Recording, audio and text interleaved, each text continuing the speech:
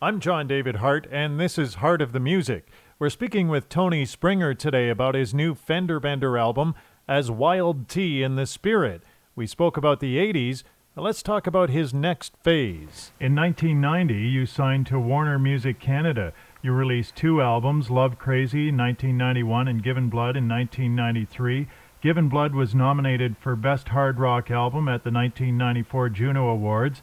And then you toured 14 cities with Bon Jovi on the Keep the Faith tour. Then you were asked to record and tour with David Bowie. It doesn't get much better than that. How were you feeling at that point in your career? What were you thinking personally about where you were going as a guitar player? Well, I tell you something, Dave.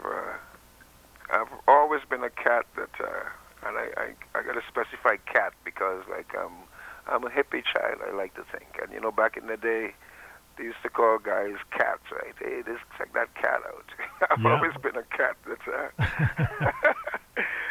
been pretty lucky, and you know, as I say, it comes from a good place. And when good things happen to me, I just bask in it. I don't go, wow, man. I mean, deep inside, it's that wow thing, but I just soak it in and hope for more, and try to like keep the flow, be in touch with whatever that beautiful spirit is, and I don't go boasting and bragging and go, hey man, the track is all about me. Right. I just kind of handle it. I try to handle it more from a more sacred and spiritual place, and so try to keep it sustained, and good things would always happen to me. I tell myself that, and go from there. Now, I guess you're happy you came to Canada as a result of all the successes. I'm happy every time. It's really weird, but every time I go back home to Trinidad now, all my family and friends, I mean, word gets out way before I get there. So by the time I get home, it's like everybody's coming to see me, and they all think I've lost my tan, first of all, and they think I'm so fat. Look at how fat Toney is, man. What the and look how pale he, and it's the whole meat. They all like.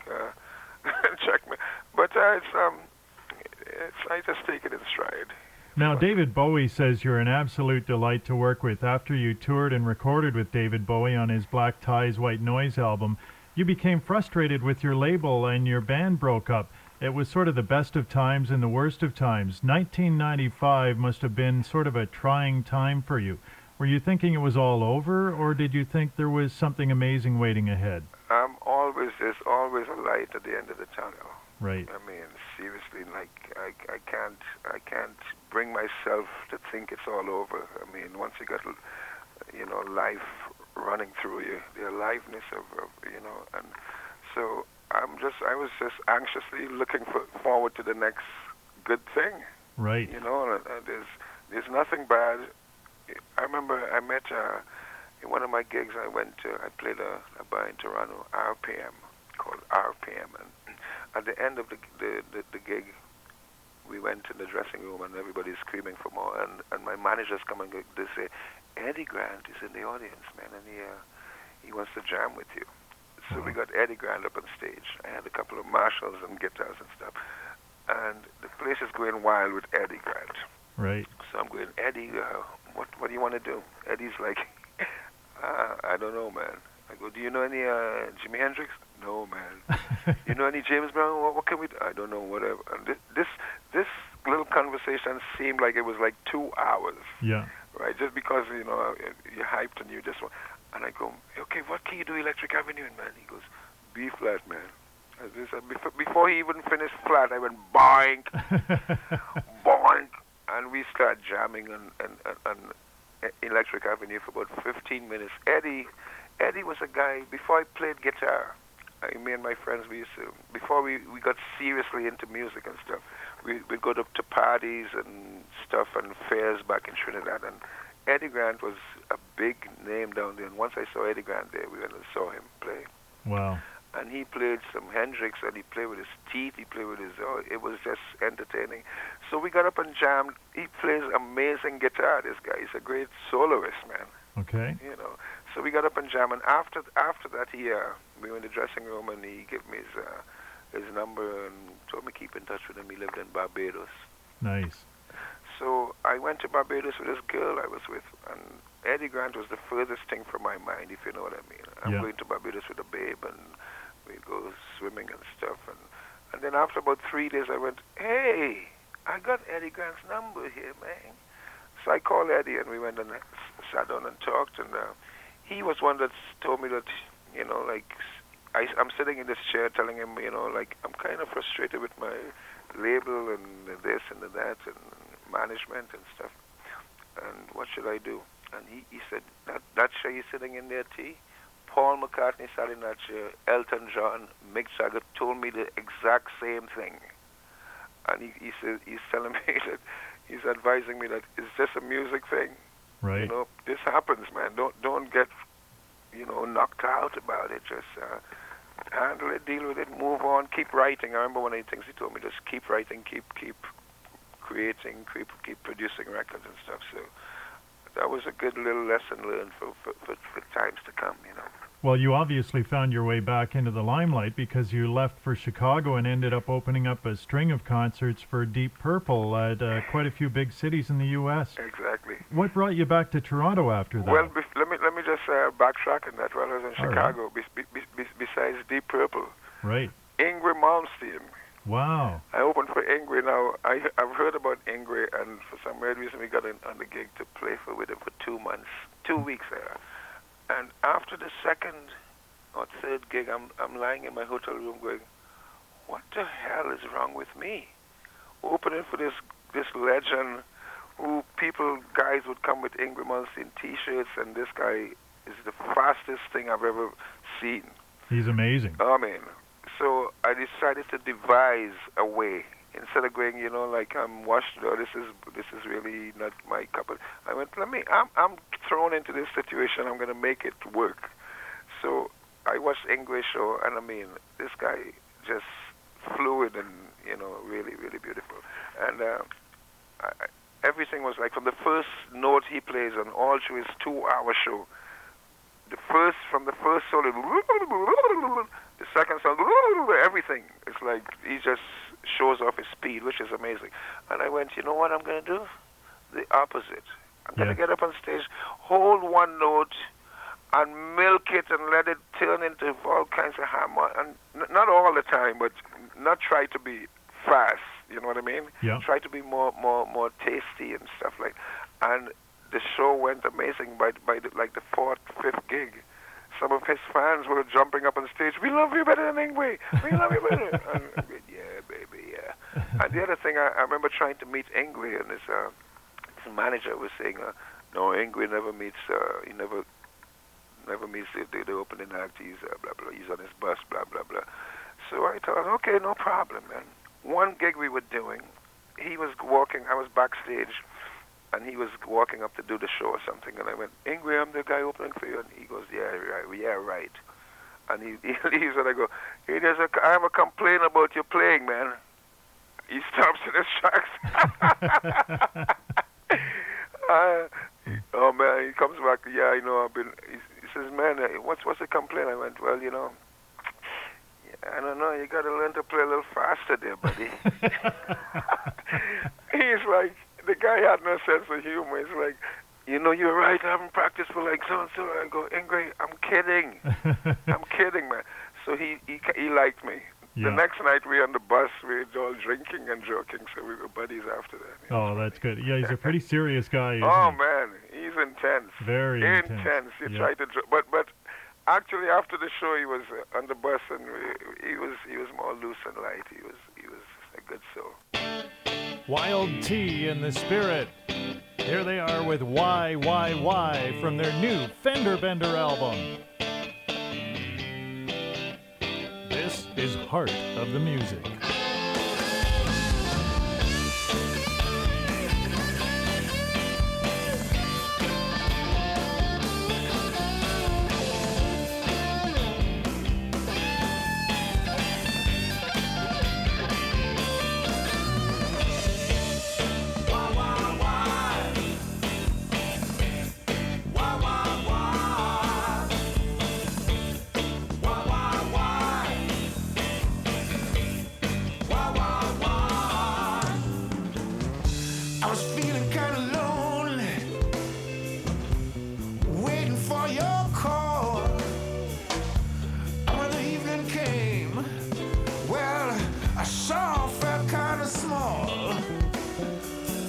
I watch the hours passing by, baby. Every now and then I break down and cry. And I wonder, tell me why did you lie, did you lie? Why? Tell me, baby. Why? I really gotta know. Why? Ooh, baby, why did you lie? Feeling close to hopeless. Yeah, I was feeling kind of blue. And every song on my radio, well, it reminds me of you. I don't need no explanation, baby. I just won't compromise. Oh, and I wonder, got you tell me, why did you lie? Did you lie? Why? Tell me, baby. Why? I really gotta know. Why? Mean mistreater. Why did you lie, child? Tell me why? Ooh, baby, why now?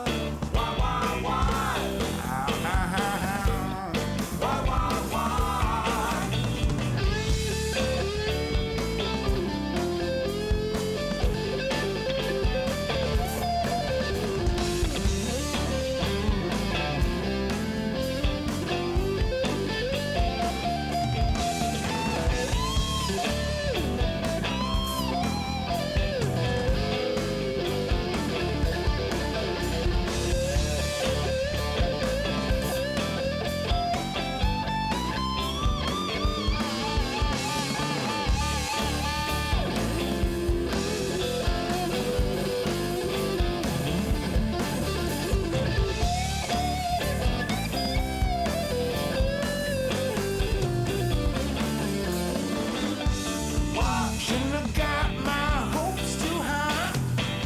Tell me, baby, why did you lie? Sooner or later they're gonna testify. Tell me, baby, why? I should've known by the look in your eyes. Tell me, baby, why did you lie? Sooner or later you're gonna testify. Tell me, baby, why? I really gotta know. Tell me, baby.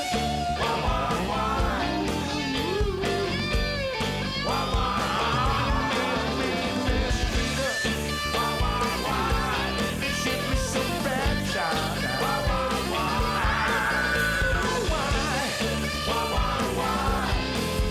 Oh, baby, tell me now. Oh, baby, tell me why did you lie?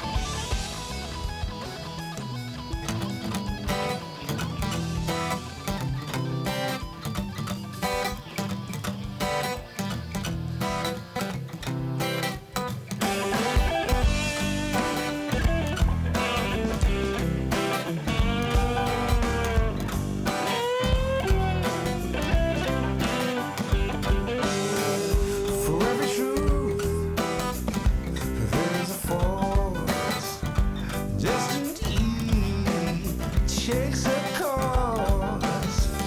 We can't change what's already done. But I said to myself, life goes on. For every will, there's a way. The darkest night is good sunny day. The weak becomes strong. I said to myself, life goes on. Life goes on.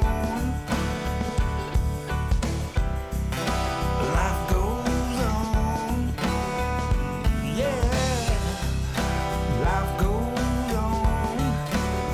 I'm gonna celebrate another day of love.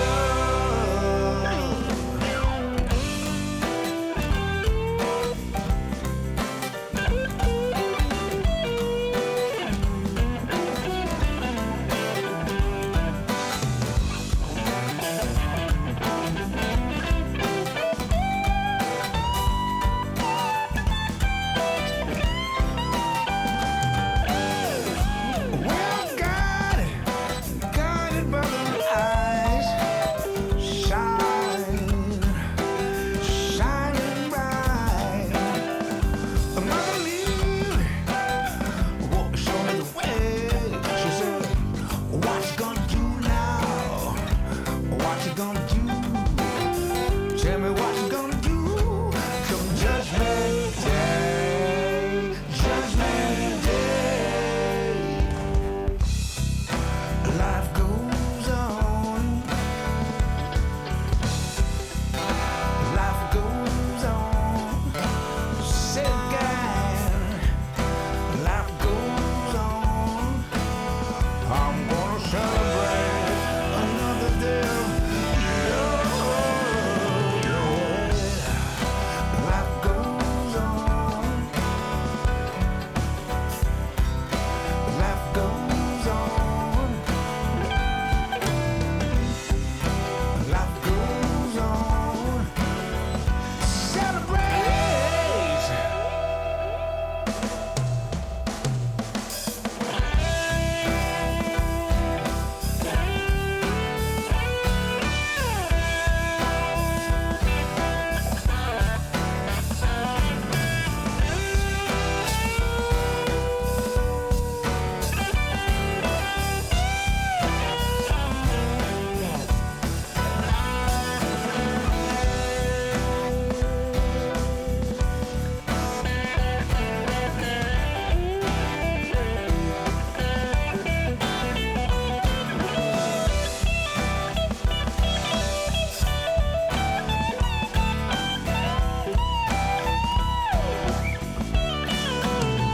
Don't you know?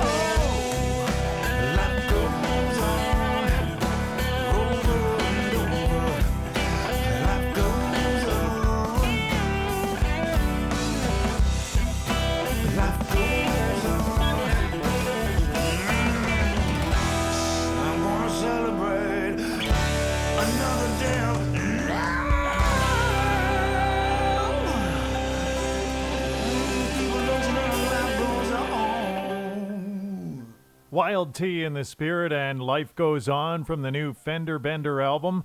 We were talking to Toney Springer a little earlier about his days in Chicago and playing with Yngwie Malmsteen. Toney, what brought you back to Toronto after Chicago? I kind of got tired of the Chicago scene was okay. Living there, like these people relocated me and put me in a furnished 2-bedroom apartment, and that was the whole thing. Paid my rent and everything, and it was easy living, really easy. And after like almost a year, I mean, we started doing chores and stuff, and you know, if I was like 15, I would have hung in there and go, you know, yeah, I drive from Chicago to New York City to play for $50, man. Yeah, no problem. Yeah. And so we did. I did lots of that. Just paying the dues. It's okay. After a while, I started telling the people that relocated me. I went, I can handle this, but put some money out. I want to do a new album, Right. and we can work from there. Because I had lots of free time in Chicago. I didn't have many friends. I would stay in and just write and do all. And they didn't want to do it. And I keep going, man, like I'm paying my dues here.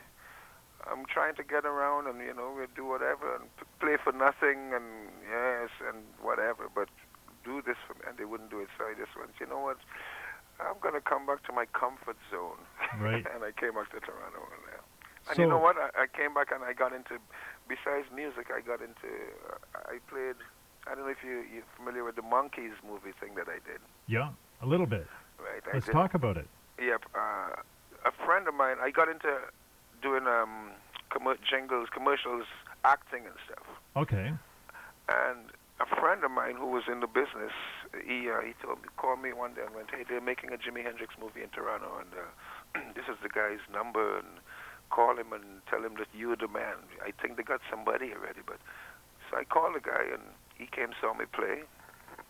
I did a jam one Sunday, and he came, and him and all his buddies from New York City, and they were all apologetic, going, man, we got the guy already from the States, but we'd like to keep in touch with you, and if you can do some of the guitar, because the guy wasn't a guitar player. Right. If you can do the finger things. And so I called my buddy the next day, and when Malcolm, thanks for the, like hooking me up with these people, but it didn't happen. And I just happened to ask him, what are you doing now? He goes, yeah, I'm working on some Monkeys movie. And I went, Jimi Hendrix opened for the Monkeys for a week and got kicked off the tour because he was too rude playing with his teeth and his tongue and all this crazy stuff. I remember that. Yep.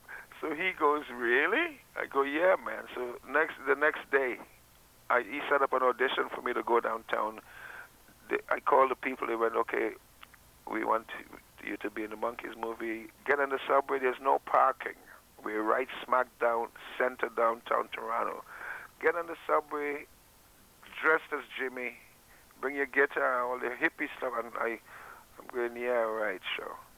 I drove my car down. I had my bag with all my stuff and found some illegal parking somewhere.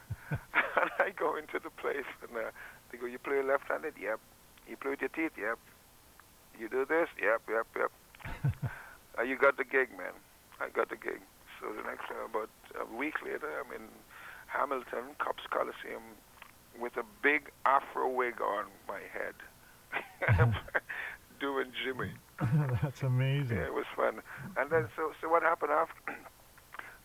That was the whole Jimi Hendrix thing. And there was a point I was trying to make with that. Oh, the Monkeys thing. So after that, I got into this was the Monkeys movie, Right. and I'm only in it for like about 3 minutes or something like that. After that, I became a member of ACTRA, Okay. which is the Toronto Film Acting, blah blah blah. Right, I'm an actor member too. Yeah, yeah. Yeah. So I did a whole bunch of commercials and all kinds of stuff. And so when I came back from Chicago, this was a really, besides music, I started branching off into other things. It was fun. It was fun for a while. The only thing with the ACTRA thing is like, first of all, you learn to get rejected, which is good for the soul. Yeah. It humbles you. But then I got so busy. Eventually, me and my band, we got so busy that it was hard to be in town and just, you couldn't make a commitment, No, and you have to do auditions, and Oh, you can't always be this there. is the thing. I would get calls, you got to be here tomorrow, and then you fill out the form, are you available for, and I go, man, I'm on tour. Yeah. It is really tricky to juggle. Yep. Now, in 2004, you released True Bliss on Bullseye Taxum Records. Tell us about that project and how it came about. Well, that project came about with Gunther, my bass player. We hooked up when I came back from Chicago. I used to do jams around Toronto, and he used to come down. And next thing we were playing together. He was in the band, and it was the Toney Springer band. We would do like 1 or 2 Wild Tea shows because I wasn't really chasing that anymore, doing the acting thing, and I found myself really busy around Toronto doing like the chicken wing circuit. Like we were working all year, pretty well all year, 6 nights a week. Yeah. Just not even leaving town, just doing gigs around town. And Gunther was always playing the bass, and I would book all the gigs. And then one day he kind of hinted to me, hey, that he's really good at business, and if we do, me and him, we can sign a little partnership deal and revamp Wild Tea in the Spirit. Right. So I decided to do that, and next thing, in about 2-3 months, we had like a record label in Germany, Taxim, interested in the band, and we got hooked up with Bullseye in Toronto, and we decided to do another album, and that was True Bliss. And True Bliss was like a little takeoff because, as I say, I haven't been recording for a while. Right. And I just decided to do an album, not even thinking radio. I'm just going, let me just flush this stuff that's been laying in my head, just get it out. It's very keyboard oriented. Okay. Had an amazing keyboard player, Peter Nunn. He's played with Honeymoon Suite and stuff, and lots of bands around town. Amazing. Great band, yeah. Yep. And so I got him in, and we did True Bliss, and it was. And actually, I did a version of High School Confidential on it. Okay. Because we started doing this High School Confidential around town, and people would always go, man. And of course, the kids would come, I never heard that song, but I love it. Is that original, man? But then the older folks would always. So we did a version of High School, and I actually got Carol to sing a verse on it. That's awesome. And sing the choruses and stuff. And so that was True Bliss. Here's Wild Tea in the Spirit from the Fender Bender album. This is The Hard Way on Heart of the Music.